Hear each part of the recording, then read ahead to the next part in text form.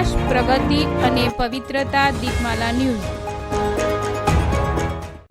નમસ્કાર. કલોલ મામલતદાર કચેરીના નવા જનસેવા કેન્દ્રનો શુભારંભ. મામલતદાર કચેરીમાં જનસેવા કેન્દ્ર ઘણા સમયથી કાર્યરત હતું, પરંતુ અરજદારો માટે ઊભા રહેવા માટેનો શેડની વ્યવસ્થા ન હતી. પરંતુ આ અરજદારોની પડતી મુશ્કેલી બાબતે વહીવટીતંત્રએ ધ્યાન લઈ શેડ બનાવી દીધો.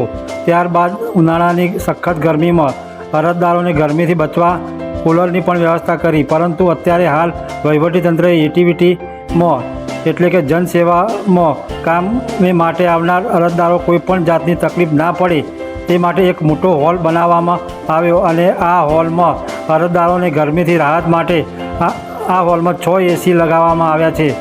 આ જનસેવા કેન્દ્રમાં તમામ પ્રકારની કામગીરી જેવી કે તમામ પ્રકારના વિદ્યાર્થીના દાખલા, પુરવઠા શાખામાં થતું કામ, રેશન કાર્ડના તમામ પ્રકારના કામો અને આધાર કાર્ડના કામો પણ આ જનસેવા કેન્દ્રમાં અરજદારોને ઉપલબ્ધ થશે. સાથે સાથે આ નવીન જનસેવા કેન્દ્રમાં અરજદારો માટે પીવાના પાણી માટે પણ આરો પ્લાન્ટ સાથેનું કુલર પણ રાખવામાં આવ્યું છે.